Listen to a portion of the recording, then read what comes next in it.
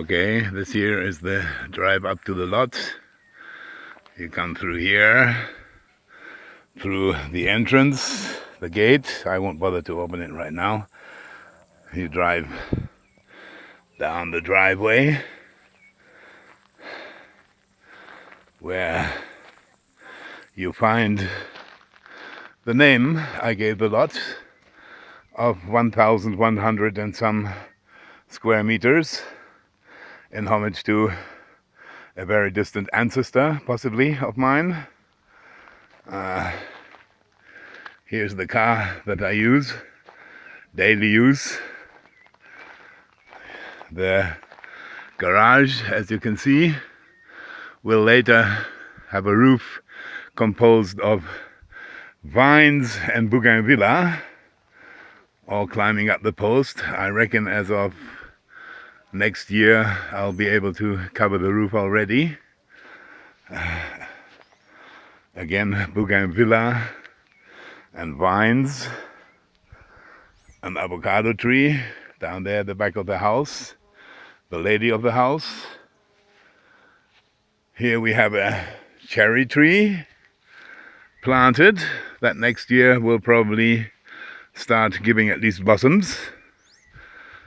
A very beautiful native flower. This is a peach tree, also relatively recently planted. Has already given flowers. Here's where we keep approximately 2,000 liters of spring water that is brought to this tank by means of a set of pumps. Not all that easy. Oops. Up here you can see the plants that you see in front of you is an apple tree, and the one further down is a pear tree. Has already given 3 pears last year and is showing to give 1 pear this year. Continue back down.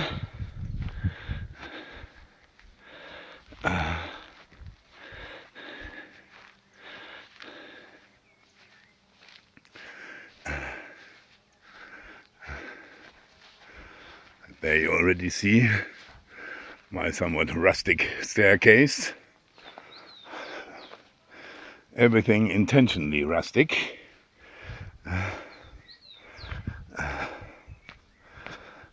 Some steps down. As you can see here, the steps are actually carved into the soil. As I mentioned earlier, the back of the house. Funny, you walk up to the back of the house, isn't it?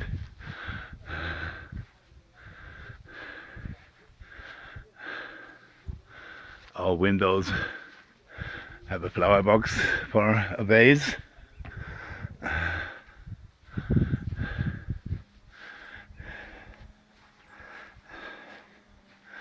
The side of the house, which also has the main entrance,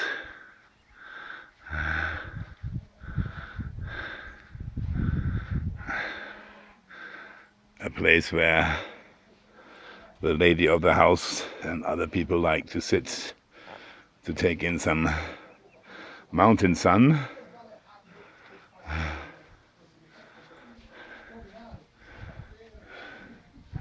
The outside view of the veranda with plenty of flowers that eventually will take over. Again, the lady of the house doesn't think of herself as very photogenic. And here she is in what she considers her kitchen with a fantastic view. It is really nice to cook in this kitchen, she says. One of the best places of the house. Women like these don't grow on trees. The time has come, the warrior said, for her to prepare a lunch, in fact. some pieces of art, very well and tastefully chosen. This sort of barely recognizable, a copy of a Degas painting. And here we enter the bathroom. Whilst you are here taking your shower, you have this sort of view. Sorry, that was the window obstructing the view. Now it's better. Come around. Again, a very interesting piece of art to put into a bathroom above the toilet, which somewhat indicates that it's a place of thinking, of contemplation and meditation. Back into the one and only. We only have one hall. There are no rooms, no divisions, but there are preparations for such. The whole thing can be divided into at least 4 different rooms.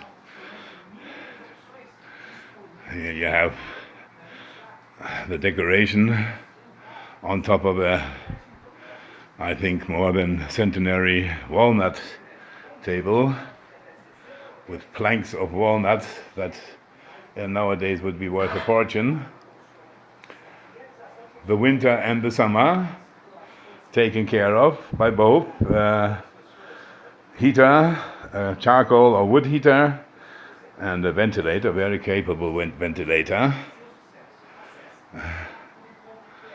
Here you see you have to do with somewhat cultured and traveled people living in the house presently, and not all that peace-loving, it seems, but it is actually an antique that's hanging on the wall there. A rifle from some Brazilian skirmish of the centuries past. And this is home to the author of this film, the bed, designed to stand very high up, as you can see. You actually have to climb up into it somewhat, but me being 68 years of age, I have no problem in doing so. A piece of art that now reflects the background, lamentably, but it is sort of comparable to this piece of art. And the television, where we view far distances, very far distances. We try to avoid so, because here in the mountain you don't want to hear of the daily disgraces, like Donald Trump putting his foot in it again, or some Brazilian crooks disturbing the peace. Now we're on the veranda, your author's second most preferred abode, due to this very basic hammock. Basic because otherwise it would rip to shreds in no time with the incidence of sun and mountains dryness. Here you see almost all of the 1,100 meters and the neighbor's house. 2 nice ladies sharing their lives together. This is where we often have breakfast and dinner. You know, dining with this kind of view is sort of priceless. Very nice rattan furniture, also of some immense value, possibly. The entrance, where the lady of the house now chose to be in my way cleaning the house. A very clever thing to do at this time, because now she's arranging things so they become more photogenic, I guess, but there was no necessity to do so. And here you see the various terraces we have.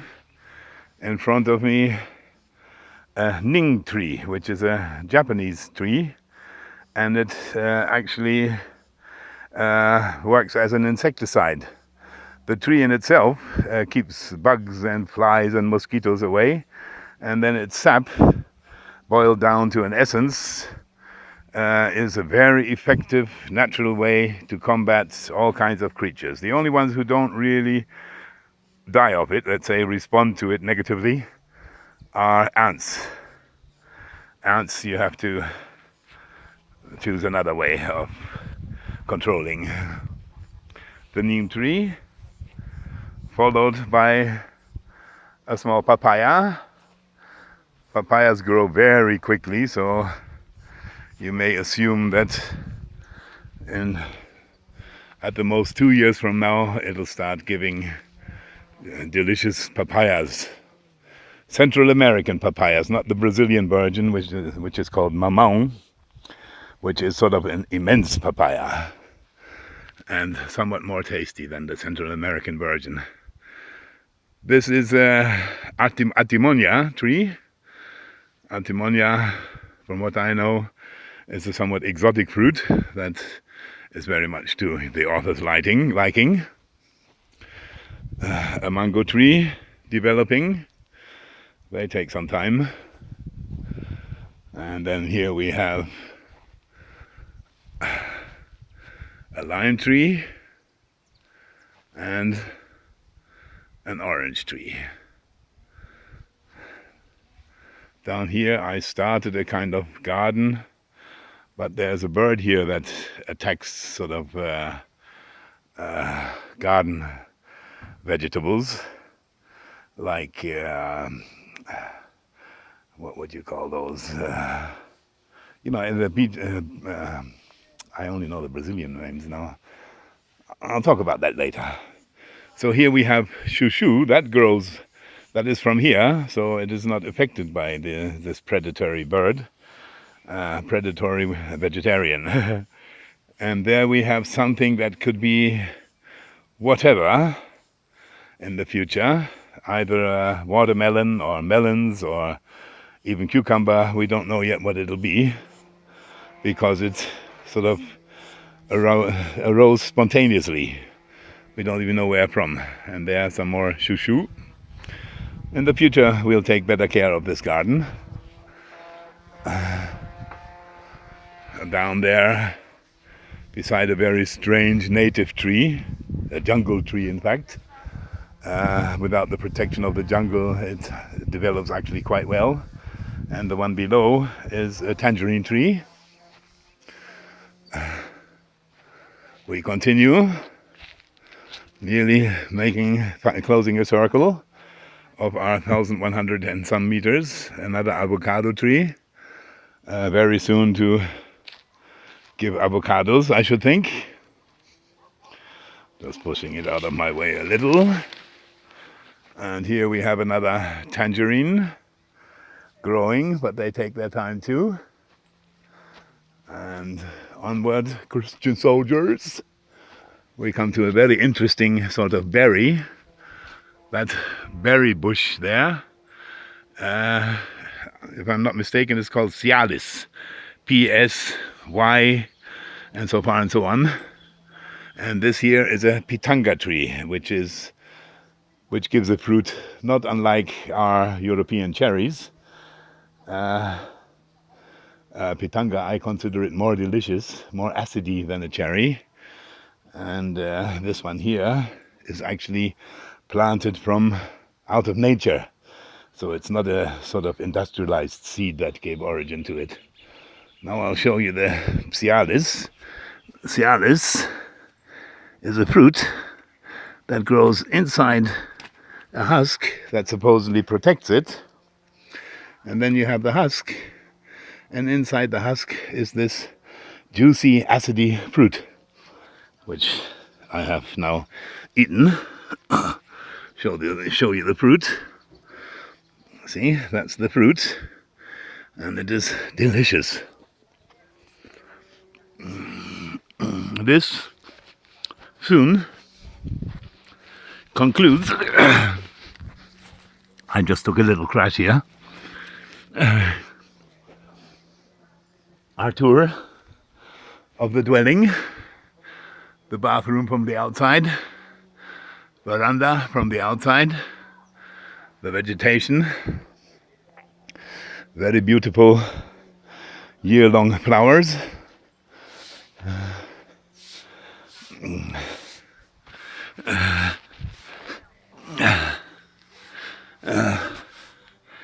As you can hear, the missus is doing the spring cleaning in the height of the summer. And this, in fact, concludes the tour of my house, my little paradise, the lair of A block and the lady of A block. Cheers.